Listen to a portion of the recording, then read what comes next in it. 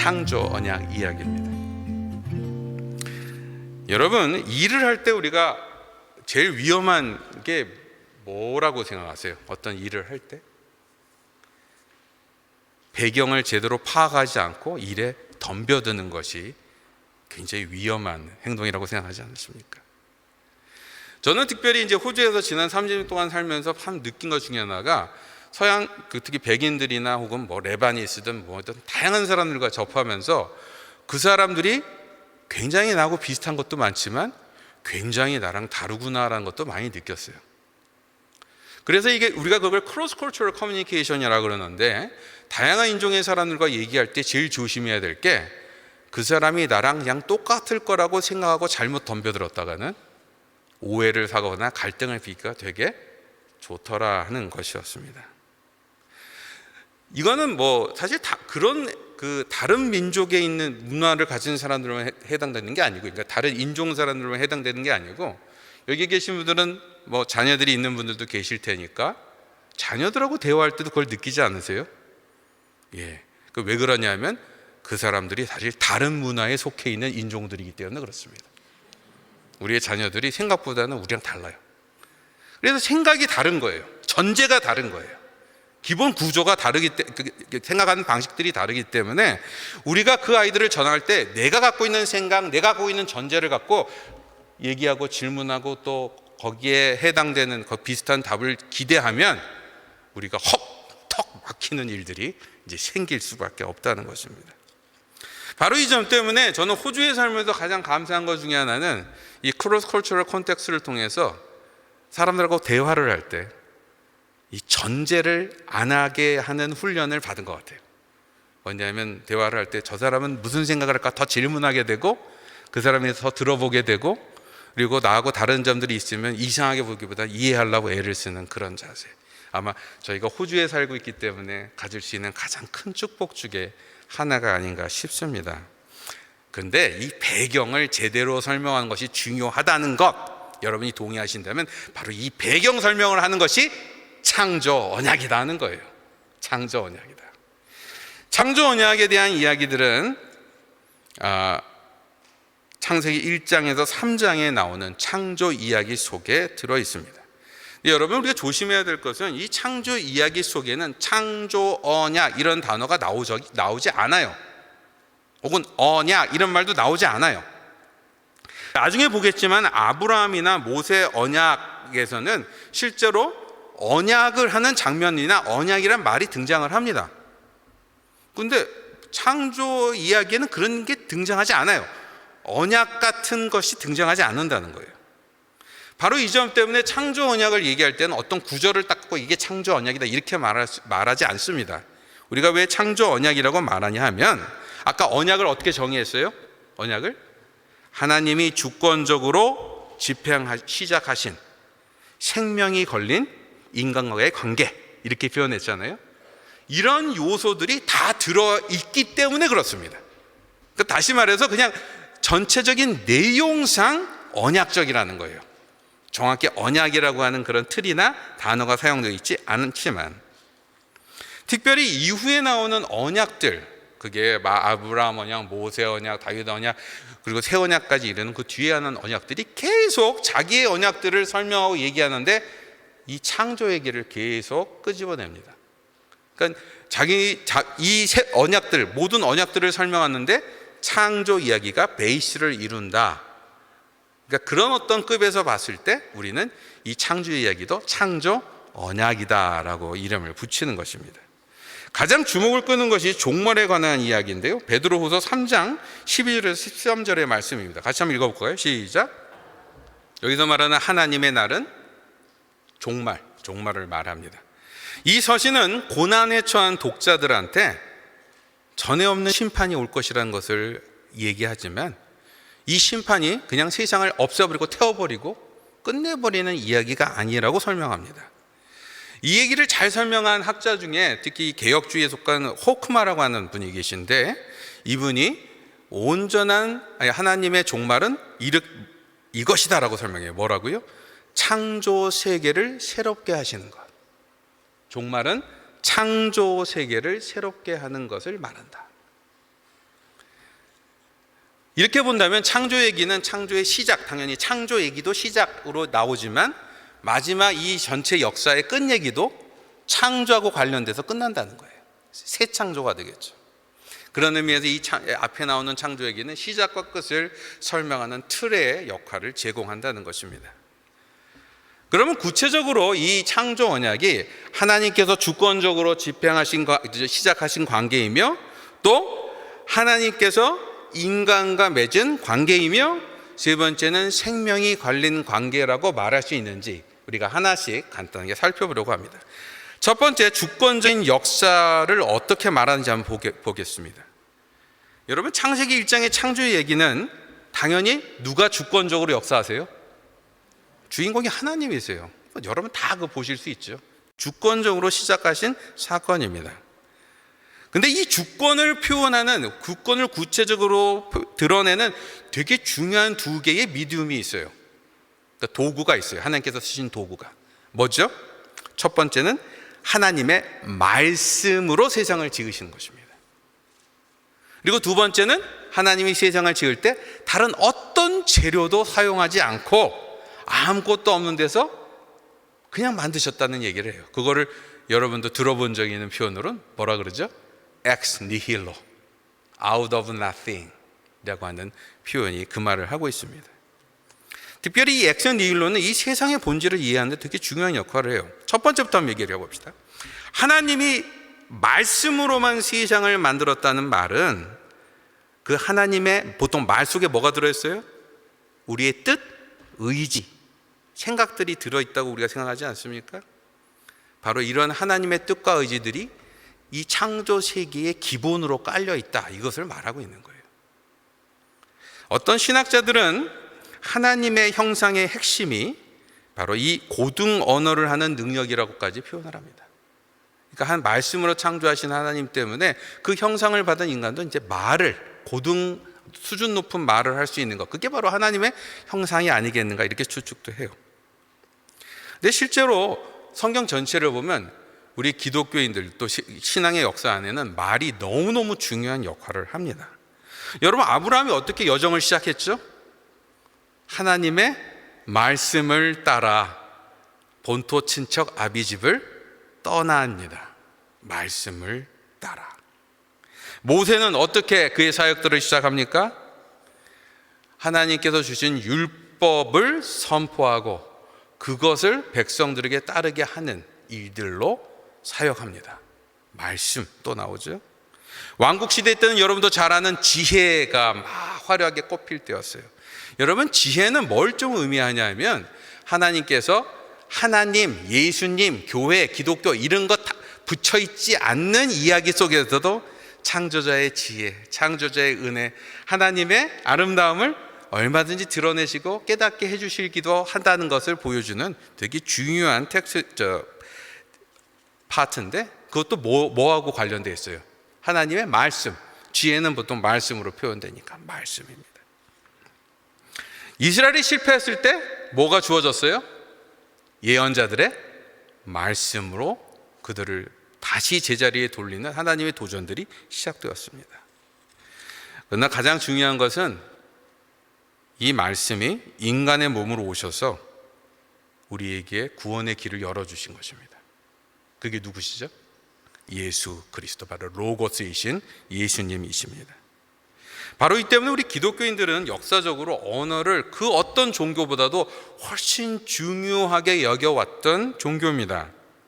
요즘은 하도 말이 흔해서 말을 사람들이 되게 가볍게 취급하고 아무렇게나 헛말도 하고 별로 말에 무게를 두는 시대가 아니죠. 그러나 우리 그리스도인들은 여전히 말씀의 능력을 믿습니다. 단순히 하나님의 말씀의 능력뿐 아니라 하나님의 도움으로 우리의 말을 통해 변화될 수 있는 능력들, 우리의 말이 끼칠 수 있는 영향력도 우리는 여전히 믿는 사람들이에요.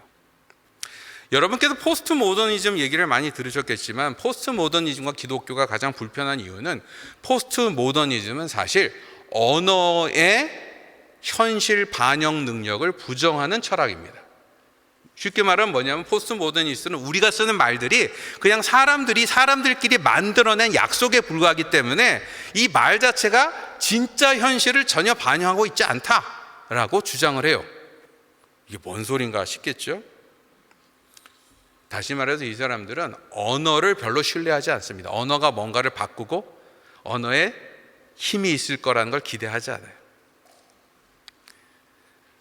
근데 여러분, 창조 때도 그랬듯이 하나님께서는 여전히 말씀으로 모든 것을 세우시고 말씀으로 저와 여러분을 바꾸시고 말씀으로 지금도 우리를 인도하십니다. 그리고 바로 그 점 때문에 기독교인의 성숙도 주로 뭐에서부터 시작되는지 아십니까? 잠언에 나오듯이 혀를 컨트롤하는 데서 항상 시작되게 돼 있어요. 우리가 아무리 성숙을 얘기해도 우리의 혀가 컨트롤되고 우리가 그것을 가지고 사람을 살리는 말씀을 전하고 그것을 갖고 사람들을 사랑하고 피원하고 품어주는 그런 것으로 연결되지 않을 때 사실 우리의 성숙에는 여전히 퀘스천 마크가 붙게 돼 있다는 것입니다. 그리고 같은 맥락에서 우리의 신앙도요, 말씀을 연구하고 묵상하는 일이 중심이 돼야지 정상이라는 거예요. 둘째로 중요한 포인트는 엑스 니힐로입니다. 하나님께서 다른 도움을 받지 않고 창조를 하셨다는 창조기사의 이야기예요. 근데 이게 왜 세상을 이해하는 데 중요하냐 하면 이 세상이 서로 다른 기원을 가진 어떤 힘들의 전쟁터가 아니다, 이런 뜻이에요. 더 쉽게 말하면 이 세상이 서로 맞대응을 할 수 있는 서로 그냥 팽팽한 선과 악의 전쟁터가 아니다. 왜? 엑스 니힐로에 의하면 이 세상의 모든 것들은 어떻게 만들어졌기 때문에 하나님의 절대 주권 속에 만들어졌기 때문에. 근데 여러분, 우리가 살다 보면 성과 악의 갈등들을 경험하지 않습니까? 영적 전쟁 이렇게 보통 표현을 하죠. 그러나 우리가 바로 이 엑스 니힐로라고 하는 컨셉 때문에 우리가 경험하는 선악과의 싸움, 영적 전쟁은 성과 악이 동등하게 하는 싸움이 아니라는 것을 잊지 않으셔야 됩니다. 무슨 말인가 하니 우리가 이제 보통은 뭔가 성과 악, 오른쪽 왼쪽 흑과 배 이렇게 나눠서 생각하기를 좋아하는 사고방식이 우리 안에 있긴 하지만 실제적으로 그 너머에 이 모든 것들이 하나님의 주권 아래 통일되어 있다라고 성경은 말하고 있는 거예요. 무엇보다도 창조 이래로 인간을 유혹하고 하나님의 조화와 질서, 아름다움을 파괴하려는 사단은 사실 이제 그리스도를 통해 결박되어 최종 선골만을 남긴 운명이라는 거예요.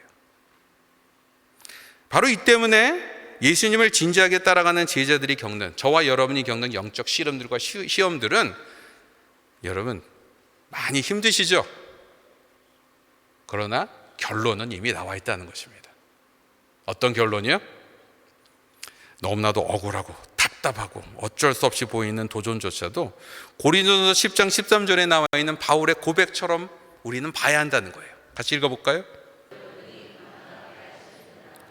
저는 성경에 나와 있는 단어 중에 이 미쁘다라는 단어를 참 좋아합니다. 이 미쁘다가 영어로 보면 훨씬 의미가 빨리 와요. faithfulness, faithful이라는 표현입니다. 신실하심. 하나님이 변하지 않는다, 이 말이에요. 이 말은 하나님은 한번 약속하신 건 절대로 어기지 않으십니다. 변심 같은 거 안 하신다는 거예요. 바로 이 때문에 우리가 속아서 약해서 사단의 거짓말에 잠시 넘어가서 지는 것처럼 보일 때가 있지만 우리 편이신 하나님은 우리를 절대로 포기하지 않으십니다. 포기하지 말라 그랬으니까 우리도 뭘 좀 도와드려야 되지 않을까 걱정하시는 분이 있을 수 있습니다. 근데 여러분, 신앙은 본질적으로 나를 내려놓는 일이에요. 하나님의 주권적인 역사에 더 많은 것을 맡기는 것이 우리의 신앙이라는 것입니다. 이 점에서 포기하지 않는 것도 사실 우리 힘으로 할 수 있는 게 아니고요, 그냥 나를 내려놓거나 거기에 대한 집착이나 걱정들을 하나님께 던져버릴 때만이 일어날 수 있는 일들이에요. 그러니까 내가 하는 일이 아니라는 거예요. 내 목의 힘, 내 긴장, 내 걱정, 내 집착을 털어내고 그분의 말씀에 귀를 더 기울일 때 우리는 말씀이 약속하는 평안을 누릴 수 있게 됩니다. 바라기는 이 평안함을 매일같이 더 누리시는 저와 여러분이 되길 주님의 이름으로 기원합니다. 두 번째 이야기는 아까 이 창조 얘기가 갖고 있는 언약적 특성이 뭐냐라고 했을 때 인간과 맺으신 관계 측면들을 우리가 한번 이제 보자는 거예요. 하나님께서 인간과 관계를 맺으셨다는 게 뭘 뜻하는지에 대해서는 두 가지로 설명할 수 있습니다. 하나는 하나님께서 인간 창조의 목적을 하나님과 관계하는 것이 목적이도록 만드셨다는 거예요. 두 번째는 이 창조 세계의 운영의 중심에 관계로서 모든 것을 다스리고 운영하는 인간이 자리하고 있다는 것입니다. 여러분도 아까 얘기 드렸듯이 하나님께서 우리에게 기대하신 내용들을 말하는 게 창조 명령이라고 얘기 드렸죠. 어디 나옵니까? 창세기 1장 28절의 내용입니다. 같이 한번 읽어볼까요? 여기서 눈에 띄는 역할은 주로 동사를 통해 표현되죠. 첫 번째는 땅에 생육하고 번성하고 충만하라. 사실 이것들을 따로 설명하는 주석가들도 있지만 이게 사실 같은 얘기들을, 비슷한 얘기들을 하고 있는 동사들입니다. 그리고 이 말은 단순히 애를 낳아라 이렇게 사람들이 생각하기도 하지만 인간의 본질이 뭐라고요? 영향력을 퍼뜨리는 것이 인간의 본질이다 라는 얘기를 하는 거예요. 뭐하고 관련돼 있어요?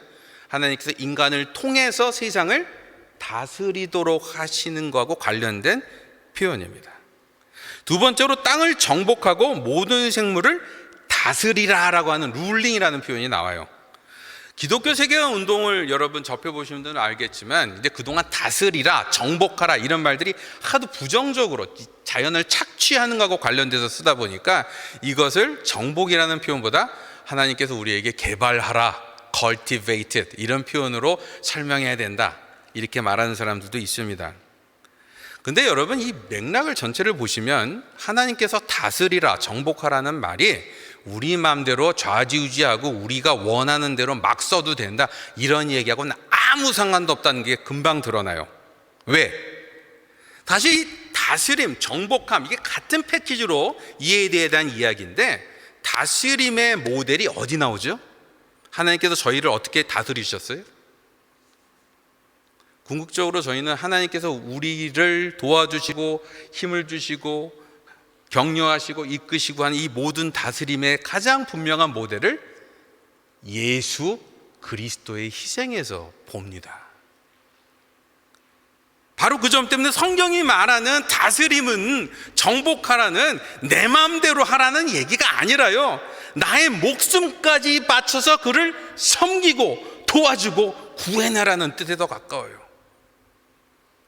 참 무서운 얘기지 않습니까? 남자들이 이게 정복 얘기 이런 거 좋아하시면 큰일 납니다.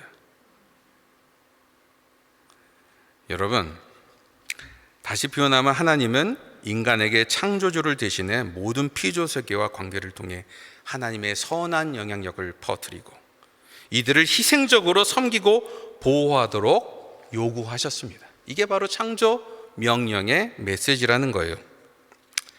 여기서 본문이 던지는 또 다른 문제는 이러한 사명을 인간은 원래 혼자서 할 수 없도록 만들어졌다는 점입니다. 바로 이 점 때문에 아담한테 누가 나와요? 하와가 나오는 거죠. 근데 성경에서는 하와를 다른 창조물과는 근본적으로 다른 존재로 표현합니다. 왜? 다른 거는 뭐로 만들어졌어요? 특히 아담은 흙으로 만들어진 거로 나오죠. 근데 하와는 흙으로 만들어졌어요? 아닙니다. 인간을 가지고 만든 겁니다. 인간을 갖고 만든 거예요. 이것이 말하는 것은 바로 이 두 존재가 하나로 되는 것이 하나님께서 원래 의도하신 인간의 모습임을 말하기도 하고, 그럴 때만이 창조 명령을 제대로 감당할 수 있다는 걸 말하는 것입니다. 근데 이런 남녀 관계의 이면에는 이런 메시지가 따라옵니다. 첫 번째는요, 남녀 관계는 종속적인 관계가 아니라 어떤 관계예요? 헬퍼, 상보적인 관계입니다. 서로 돕기 위해서 만들어진 관계예요. 그리고 두 번째는 바로 이런 관계는 배타적인 책임을 요구한다는 것입니다. 이게 무슨 말인가? 거기 이어지는 말이 뭐라고 나와요? 자기 부모에게서 떠나라 그러죠. 가정을 이루면 자기 부모에서 떠나라. 아니, 부모를 섬기는 것을, 부모에게 효도하는 것을 10계명까지 포함한 기독교에서 부모를 떠나라는 얘기를 할 수 있다니 이게 말이나 됩니까? 근데 이 메시지의 핵심은 이거예요. 우리가 사람들하고 관계를 맺을 때 모든 사람을 다 기쁘게 할 수 없어요. 우선순위를 선택할 수밖에 없다는 것입니다. 그리고 그 우선순위의 최상에 뭐가 놓여져 있다고요? 남녀가 결합돼서 만드는 새로운 가정이 그 우선순위의 최상위에 놓여져 있다. 어쩌면 뒤돌아서면 남으로도 얼마든지 취급할 수 있는 이 부부와의 관계를, 또 이들이 만드는 새로운 가정을 하나님께서 보기 원하시는 관계의 핵심으로 설명하고 있는 것입니다. 바로 이 점에서 여러분, 가정을 세우는 이들은 교회에서 그냥 가정 세미나 혹은 가끔가다 생각나면 다뤄야 될 이슈가 아니에요. 창조 회복을 원하는 게 저와 여러분의 바람이라면 창조 세계의 회복을 위해서 당연히 뭐부터 해야 되겠어요? 창조 회복의 근간인 가정을 살리고 회복하는 일이 우리가 하는 구원사역 혹은 구원을 퍼뜨리고 설명하고 나누는 일들의 중심이 돼야지 정상이라는 것입니다. 바로 이 점 때문에 우리네 교회들이 바로 이러한 메시지들에 좀 더 귀를 기울여서 가정사역 혹은 가정을 돌보는 일들에 더 집중해야 될 때가 아닌가 싶어요. 자, 세 번째는 남녀 관계는 동물과의 관계와 다를 바 없는 그런 관계가 아니라, 왜냐하면요, 인간의 관계하는 것은 창조주가 원래 창조주 안에 가지신 본질을 반영하는 것입니다. 다시 말해서 인간이 인간 되기 위해서, 우리가 인간성을 되찾기 위해서 뭐가 반드시 필요하도록 되어 있다고요? 사람과 관계하는 것이요. 사람과 관계하는 것이 반드시 필요하도록 되어 있다는 것입니다. 왜요? 하나님께서 혼자서 하지 않고 어떻게 하셨기 때문에 창조의 역사와 그 후의 일들을 삼위일체로 하셨기 때문에, 성부, 성자, 성신이 하나가 되어 협력 속에 하셨기 때문에, 바로 이 점 때문에 인간의 사회성, 공동체의 필요는 있으면 좋고 골치 아프면 좀 피해야 되는 이런 정도의 문제가 아닙니다. 인간 본질의 회복을 정말 저희가 원한다면 좀 골치 아프고 짜증나고 그것 때문에 시험 들고 그것 때문에 상처받는 일이 있다 할지라도 포기하지 않고 계속 시도해야 될 일들이다라고 성경은 말하고 있는 거예요. 이것은 특별히 다른 언약들, 이어지는 언약을 통해서 잘 드러납니다. 왜냐하면 하나님께서 언약 관계를 맺으실 때 개인에게 초점을 맞추지 않으세요. 노아를 홍수로 구하실 때도 노아 혼자만 구하실 게 아니죠. 누구를 구하셨습니까? 노아의 가족을 패키지로 구하셨습니다. 아브라함의 여정을 할 때도 아브라함이 혼자서 가지 않고 그의 가족들을 끌고 다니는 장면들이 계속 나와요. 모세에게는 이스라엘에는 공동체를 세우게 하십니다. 공동체를 율법을 통해서 하나가 되도록 만드세요. 그리고 이스라엘 왕국이 하나님 말씀에 순종해서 실패했을 때는 결국 남은 자, 렘넌트라고 하는 남은 자들을 다시 또 추려내셔서 그들로 공동체를 만들어 하나님의 구원의 소망들을 이어가십니다.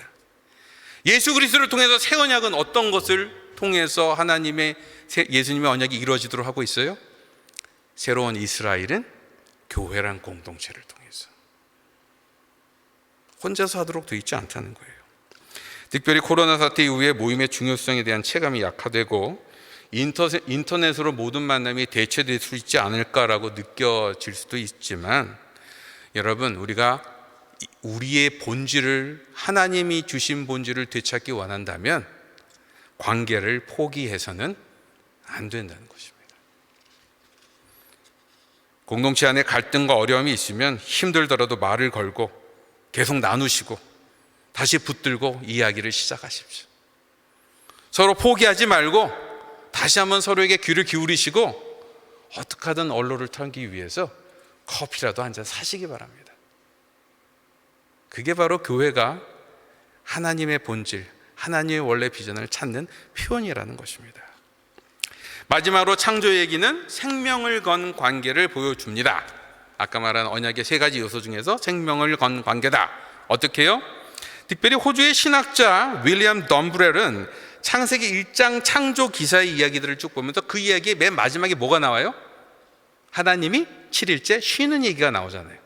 그래서 창조의 이야기가 사실 클라이막스, 어디로 향하고 있냐면 바로 쉼을 향해서 쭉 이어지는 이야기다.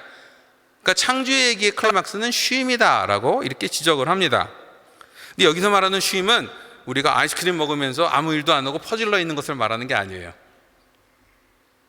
여기서 말하는 쉼은 어떤 것입니까? 바로 6일간의 노동을 전제하는 쉼입니다. 하나님의 창조 세계를 바로 가꾸는 건강한 노동에 따라오는 쉼이에요. 그리고 이 창조 세계를 제대로 관리하는 소명에 감당한 뒤 그 결과로서 우리가 누리는 평안과 자신감과 회복의 경험들이 우리에게 쉼이라는 뜻입니다. 그러나 이 아름답고 쉼이 넘쳐나는 창조를 누리기 위해서 조건이 본문엔 따라 나와요. 어떻게 해요? 이 창조 세계가 좋긴 좋은데 이걸 누리려면 해야 될 게 있다는 거예요. 저와 여러분이 선악과를 따먹지 않는 것입니다. 그렇죠? 과일을 다이어트를 하라 이런 뜻이 아닌 것을 여러분도 아실 거예요.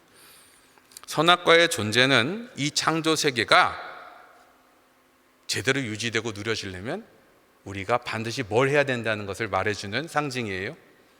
하나님의 말씀에 순종해야지 이것을 누리고 경험할 수 있다는 것을 말하는 상징입니다. 하나님의 말씀에 순종하고 창조자의 지혜에 귀를 기울이면 저와 여러분은 온전한 평화를 누릴 수 있도록 되어 있다. 이것이 이제 창세기 이야기라는 거예요.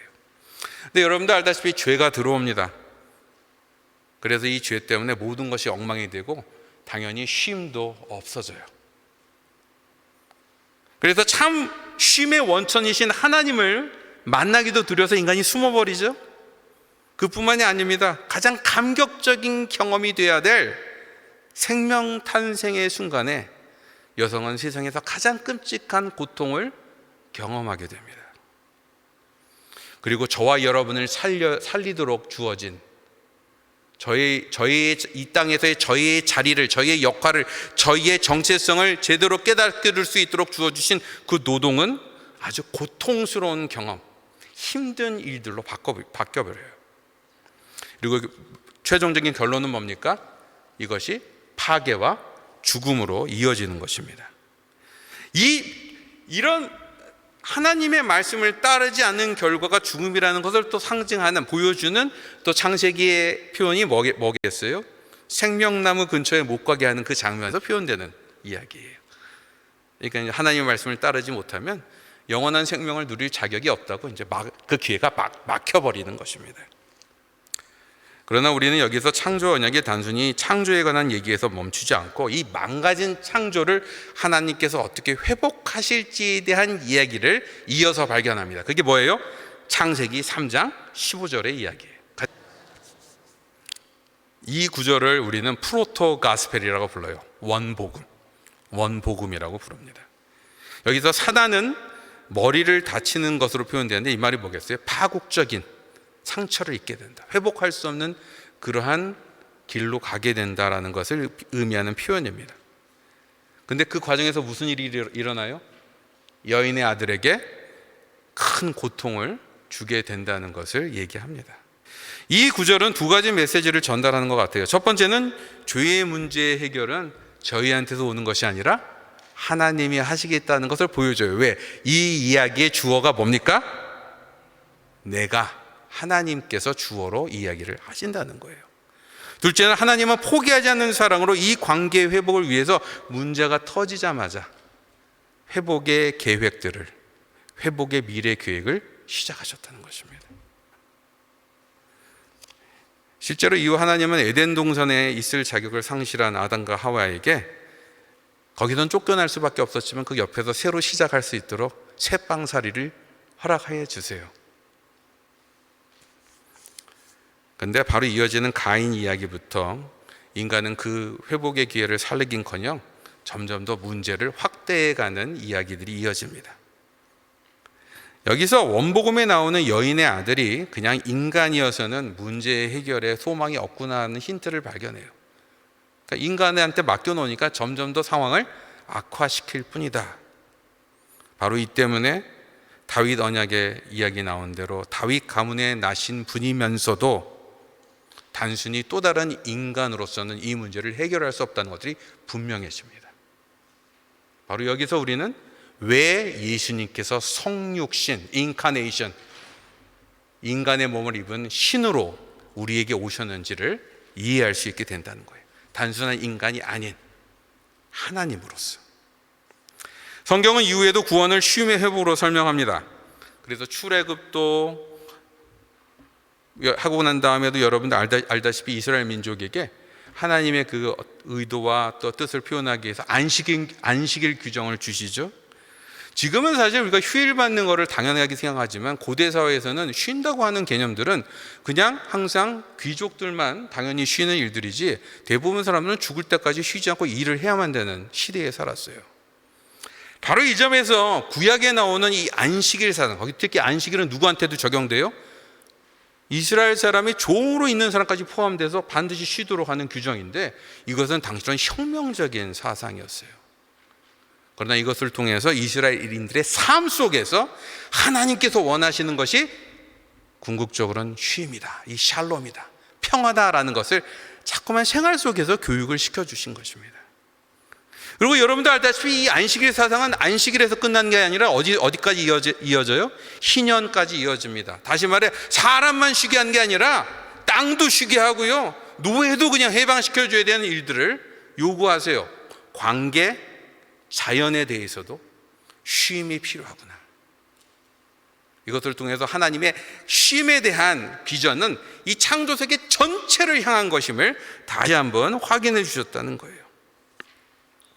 여러분, 다윗 왕이 성전을 세우고 하나님을 얘기할 때 시편에 보면 이것을 쉼터라고 표현합니다. 사실 저희가 여러분이 교회에 와서 예배를 드리면 예배 자리는 또 다른 봉사하고 하느라고 힘든 일이 돼서는 안 되고요, 여러분이 봉사를 하시더라도 그게 궁극적으로 뭐가 돼야 된다고요? 쉼이 돼야 돼요. 이것 때문에 내 긴장이 풀리고 스트레스가 놓여지고 소망이 보이고 다시 한번 힘을 되찾는 쉼의 자리가 돼야 한다는 것입니다. 이후 예언자들이 심판받는 이스라엘에게 포로들이 돌아오는 것을 보고도 쉼을 되찾는다, 이렇게 표현해요. 가장 중요한 건 예수님은 뭐라고 자기 자신을 말씀하십니까? 안식일의 주인이요. 안식일의 주인. 히브리서는 그리스도의 삶을 이렇게 말합니다. 우리는 안식의 때를 기다리면서 동시에 안식을 더 누리기 위해 힘쓰는 자여야 한다, 이렇게 표현하고 있어요. 수고하셨습니다. 여러분, 결론에 드디어 도달했습니다. 놀라시겠지만 혹은 의외일 수 있는데 저는 사실 신학교에서 구원을 받았습니다. 무슨 말인가 아니요? 저는 굉장히 비판적인 사람이었기 때문에 제가 신을 알기 위해서 신학교에 갔는데 거기서 신을 발견하지 못했어요. 그리고 제가 갖고 있는 교회나 신앙에 대한 비판적인 시각들이 점점 더 커질 뿐이었습니다. 근데 어쩌다 보니까 호주에 왔을 때 계속 신학을 공부하게 됐는데 그때 제 선생님 중에 한 분이 피터 아담스라고 하는 신학자가 있었어요. 근데 이분이 지금 제가 여러분께 설명한 이 언약 신학의 흐름들을 쫙 설명을 하면서 하나님께서 저와 여러분에게 의도하고 계신 구원이라고 하는 게 그냥 교회 하나 붙들고 혹은 나 하나 살아남기 위해서 바둥바둥거리는 이야기가 아니라 이 세상 전체를 바꾸시고 이웃을 되살리시고 자연세계까지 새롭게 하시는 하나님의 놀라운 비전임을 설명을 하셨어요. 제가 그 얘기를 듣고 느꼈던 감동이 지금 제가 하고 있는 이 사역을 하게 되는 동기였습니다. 제가 하는 로뎀나무 사역은 뭘 하는 사역이냐면요, 이 얘기를 여러분께 더 설명드리고 더 공부할 수 있도록 도와드리고 이것들이 여러분의 주일학교 교육 혹은 성인 교육 혹은 지도자 훈련 또 교회의 설교와 티칭에서 계속 적용되고 사용될 수 있도록 도와드리는 일들을 지금 제가 하고 있어요. 그래서 여러분, 특별히 오늘 본 창조 언약은 하나님께서 주관하셔서 생명을 건 관계를 시작하신 이야기입니다. 제가 이 관계를 망쳤을 때도 포기하지 않고 우리의 쉼을 회복해 주시기 위해서 대장정을 시작하셨어요. 이 창조 언약은 이제 다음 시간에 우리가 다룰 노아 언약으로 이어집니다. 그리고 바벨탑 이후에 온 세계의 구원 전략을 조금 바꾸세요. 왜? 전체를 놓고 실험을 했더니 말을 안 듣고 모아갖고 계속 하나님께 대적만 하니까 흩어버리시고 전략을 뭘로 바꿔요? 모델을 세우셔서 그 모델을 따라갈 수 있도록 방법을 바꾸시는데, 그때 등장하는 사람이 아브라함입니다.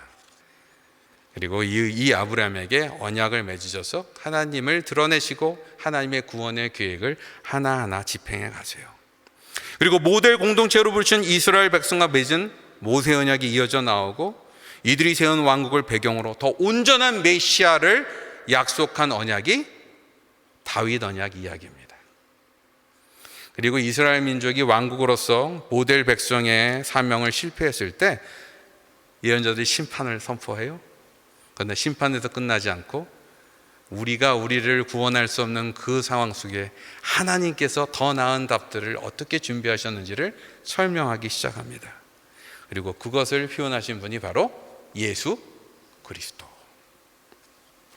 저는 여러분께 부탁드리는 것은요, 이 성경의 멋진 빅픽처와 하나님의 언약을 통해서 보여지는 이 전체 그림들을 여러분 신앙의 중심으로 삼으시고 이것에 살을 계속 채워나가시는 식으로 여러분의 신앙생활을 하실 수 있다면 이것처럼 짜릿하고 감격적이고 힘이 나고 멋진 신앙생활이 없다는 점을 강조드리고 싶습니다. 다음 시간에 이어지는 5개의 언약에도 여러분이 같이 참여할 수 있는 기적이 일어나길 주님의 이름으로 기원합니다.